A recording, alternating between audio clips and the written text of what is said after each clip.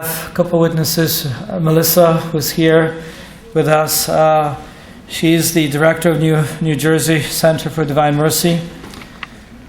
And as a director, she's not only director for the center, but also treasurer of Franciscan Charities, which assists the poor and homeless in Newark.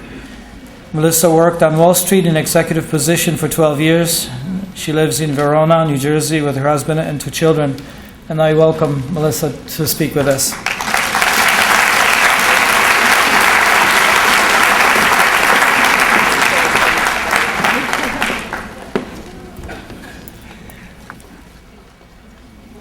Just when I thought the greatest anxiety I had would be speaking to a group this large about God, I find that I am after Brother Stanley. So that made me a little nervous, but I thank Ed very much for putting me on this slate of very prestigious speakers.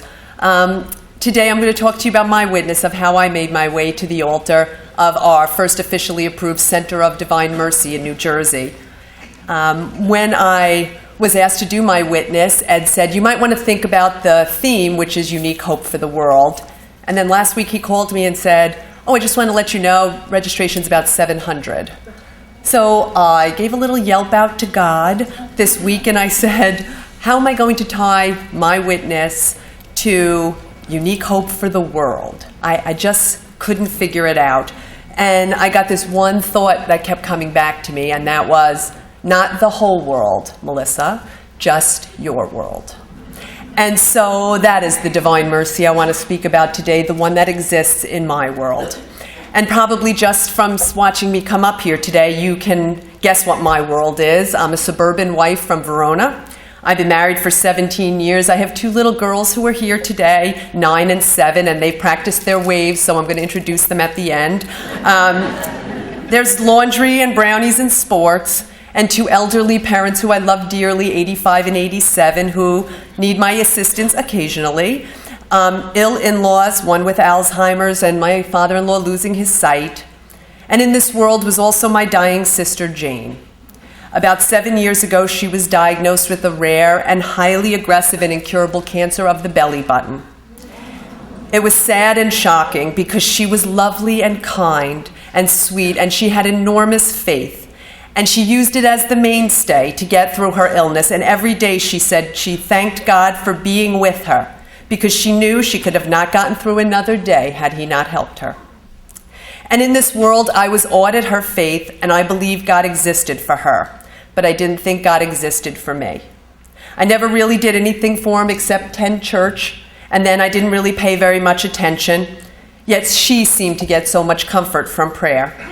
So I watched in awe. Given the seamlessly hopeless diagnosis, I decided the best chance for her to get a cure would be a miracle.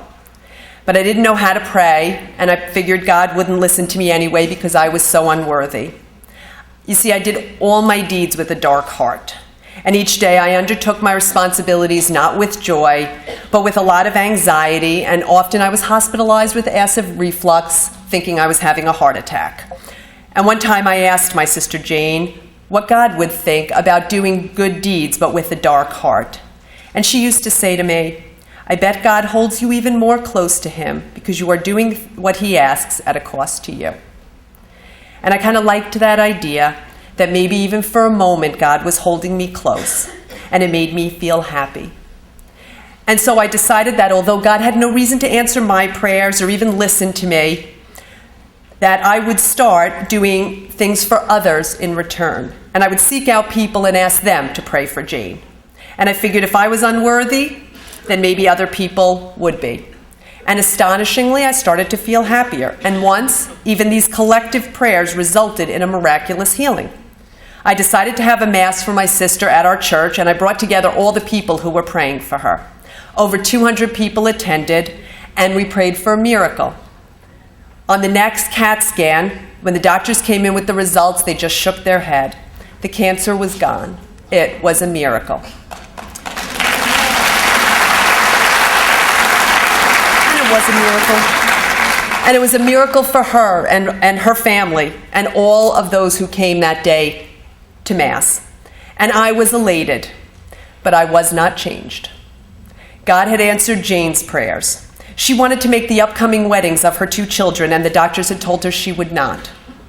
And her prayers were answered, but not mine, because I didn't pray for a miracle. I asked others to. And for 2 years, she stayed cancer-free, and life was great. And she remained thankful and close to God, and I drifted. And when the doctors were about to call her cured, the cancer returned with a vengeance. Lungs and pelvis. It was the end. There was nothing to offer her except some really harsh, never been tried on humans, experimental drugs. We were stunned. And when the doctor left the room, I turned to Jane, trying to conceal my pain, and I asked her, "What can I do for you?" And she looked sad and her lip quivered. And she said, "I feel so bad. Did you see how difficult it was for Dr. Petrolak to tell me the bad news? I feel so sorry for him." I was in awe. And she said, "Mellisa, it will be what it will be."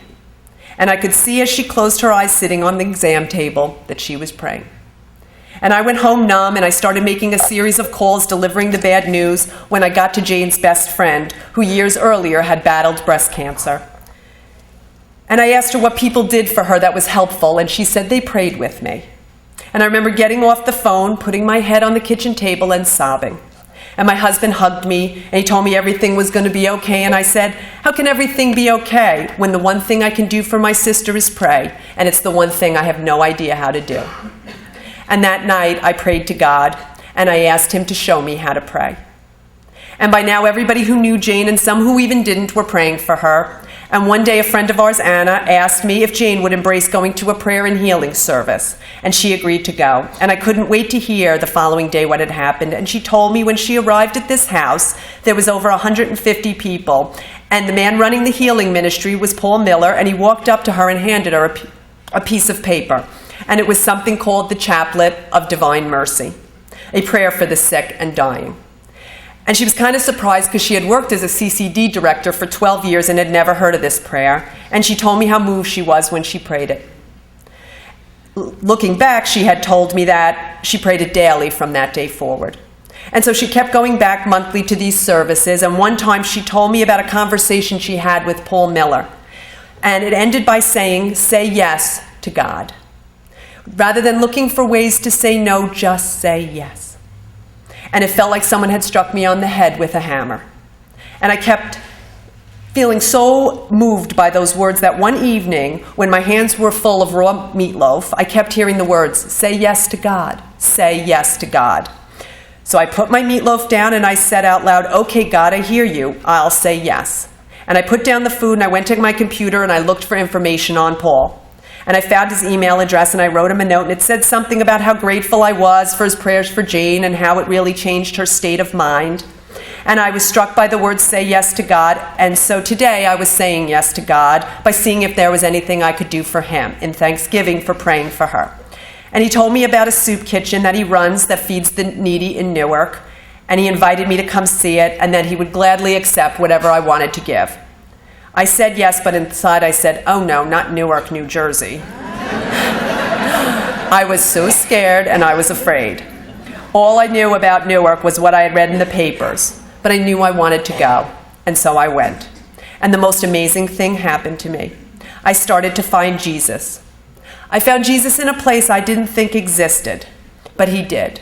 And the people with so little who loved God so much, and me, who had a rather charmed life, never gave thanks or prayer or gratitude for the blessings that I had. And here, the people I thought needed me, as it turned out, I needed them. I needed them to remind me each week that God existed. Because if he didn't, then I would not have been able to accept my sister's terminal illness. And so I kept going back to St. Anne's in Newark, because it was there that I felt the presence of God. And during this time, Jane's cancer, which was highly aggressive, slowed down and was growing at a very slow rate. The doctors were surprised and we were happy. And through my interactions at the soup kitchen, I found out that Paul Miller was doing a retreat on suffering, and I got invited. When I got to the retreat, they prayed the Chaplet of Divine Mercy, and I was moved to tears. I had finally found a prayer. This was my prayer. And Jane and I, so moved by our experiences in praying the chaplet, felt compelled to ask our family to learn and pray the chaplet as often as possible. Over 25 of our family and friends came to Paul's service to teach us the chaplet, and each received a healing blessing that profoundly changed our lives on that day. My 12-year-old nephew, Christopher, so overwhelmed at the blessing, told my sister afterwards, "I can't believe it, but now I do. I know what I know, and I'll know it forever." My relationship with God was profoundly changing, and I was humbled. I was volunteering on a weekly basis at the soup kitchen in Newark, and my husband Vince and I began to open our home to prayer and healing services where all our friends and neighbors could come and learn the chaplet and get a healing blessing. Me, who never felt it was appropriate to talk about God publicly for fear I might alienate somebody or have them think I'm some fanatic, was talking to all my mommy friends, my husband's families, and even some strangers about how God had converted me through my experiences.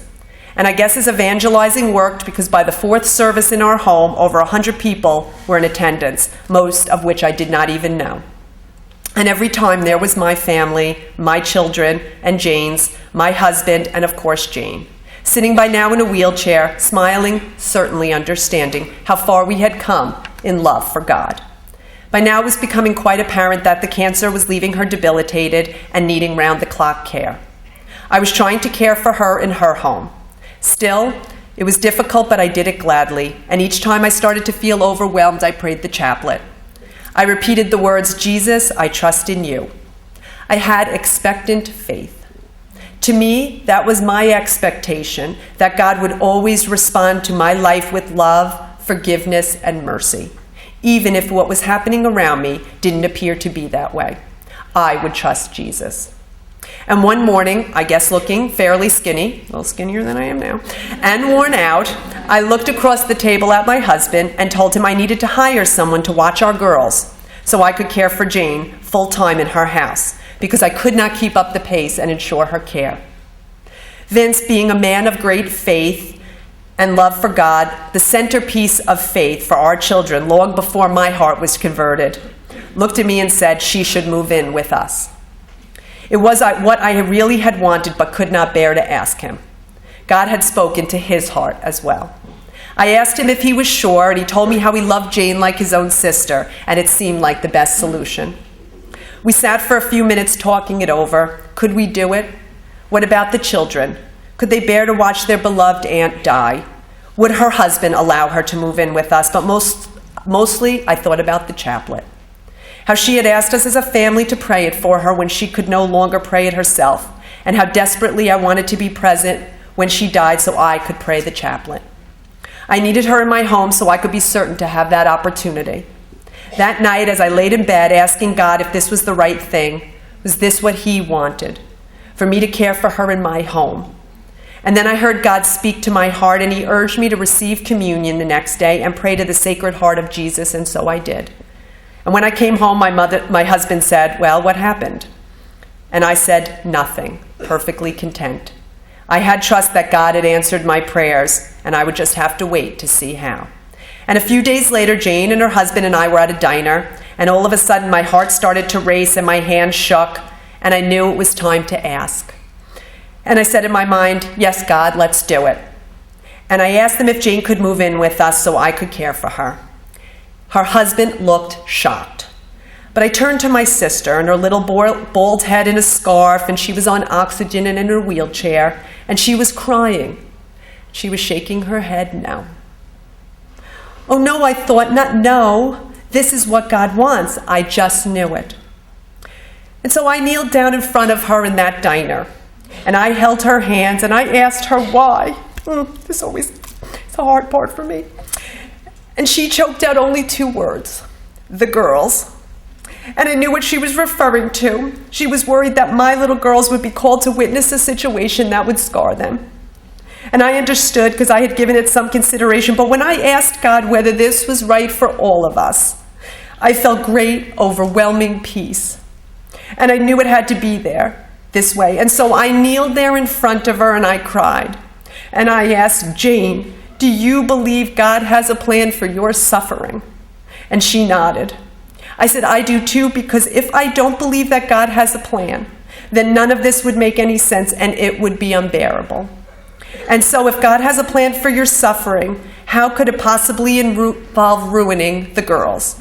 How could they be ruined by seeing me care for you in love and prayer? I don't believe it, Jane. God will not allow that to happen. She shook her head, said, yes. In reflection, I think of this moment of my entire journey as the one in which God finally knew the great faith and trust I had in him. He knew I had to totally trust him, or I would have never sacrificed the well-being of my children with the possibility of bringing such sadness into our home. And the next week, Jane moved in, and every night we would say, I love you, and hug goodnight. And I would say, thank you for letting me care for you. And she would respond, thank you for another beautiful day. And within 2 months, she was bedridden for the majority of the day, and although most everyone, including our hospice nurse, told me she should be in great pain because the cancer was not only in her lungs, but now in her bones, but she was in peace.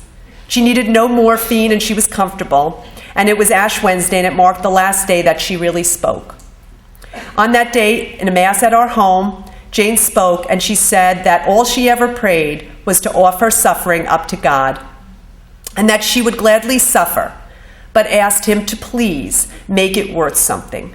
She went on to say how lucky she was. God not only answered her prayers, he allowed her to live long enough to see it. She witnessed the conversion of our entire family. She saw we were all broken.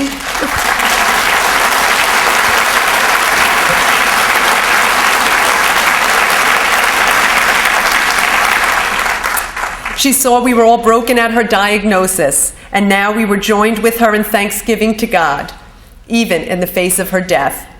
And then she said, we were a family that never talked about God. Now, if we aren't speaking about God, we almost have nothing to say. She felt lucky. Last year on February 20th, Jane passed away with myself and her daughter Kate praying the 6-day novena of the chaplet in her bed. Her death was so peaceful that neither her daughter or I knew at what point her breathing stopped, but we felt so blessed that God had allowed us the great consolation of being united with her in prayer. Just 2 days prior to her death, and almost unable to speak, and entirely unable to move, I kissed her goodnight, told her how much I loved her, that it was a joy to have her in my home and an honor to care for her. And in a soft whisper, she responded that she loved me and then said thanks for another beautiful day. The days that followed were, of course, sad, but at a time, it was also peaceful. And in the day following her funeral, I sat in Jane's empty room, and I smelled the faint smell of roses that used to fill the room when we prayed the rosary. And I sat and I prayed the chaplet. And during that prayer, I was overcome with emotion when I saw the most beautiful and spectacular image of the Divine Mercy Jesus appear to me. In the backdrop was a marble-like structure with columns and a domed top, and at the bottom of the image were 2 angels. And in the middle, an awesome-sized moving image of the Divine Mercy Jesus with rays extending from his heart down past the angels. It was so beautiful. And what was more astonishing was there was my sister Jane, so small compared to God and walking towards the robes of Jesus.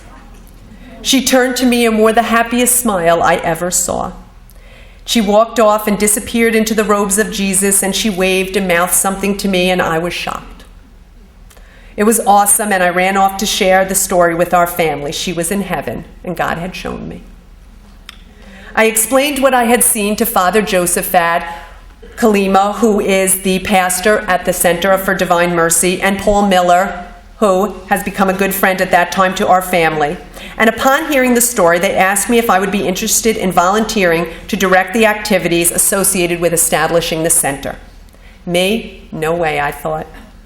How could I take on such a task when really the only prayer I knew was the Chaplet of Divine Mercy? Yes, I had seen this beautiful image, but was I being called? Not knowing, I agreed to help with that upcoming Divine Mercy Sunday. The setup at church began 2 days prior, and I was supposed to be involved. However, this didn't work out, and I was called to assist an elderly uncle in New York. Still, I hoped to make the event. Luckily, I did, along with my family. And as I entered the newly decorated church for the first time, I was dumbstruck. I stopped in the back of the church, and I stared at the awesome beauty of the church and the altar.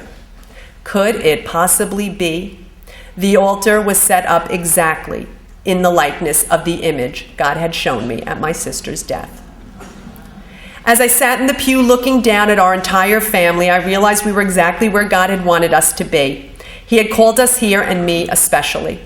That day, I agreed to step up as director of the first officially approved Center of Divine Mercy in New Jersey. I had come to God unworthy and with sorrow in my heart, and through his message of divine mercy, he bridged me into a new world. And it is in this world where I live now. And it has all the same frustrations and illness and sadness that existed in my old world. And with my work at St. Anne's Soup Kitchen and Franciscan Charities, even more sorrow when you see the plight of the needy in Newark. Yet, in this world, there is a much more peaceful and joyful and loving heart.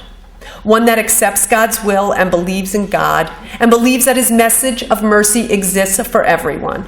It is in this world that I hope to live out the rest of my life in a way that honors the words my sister once said to me about her terminal diagnosis, and she said, "You can suffer and die, or you can suffer and die for the conversion of souls.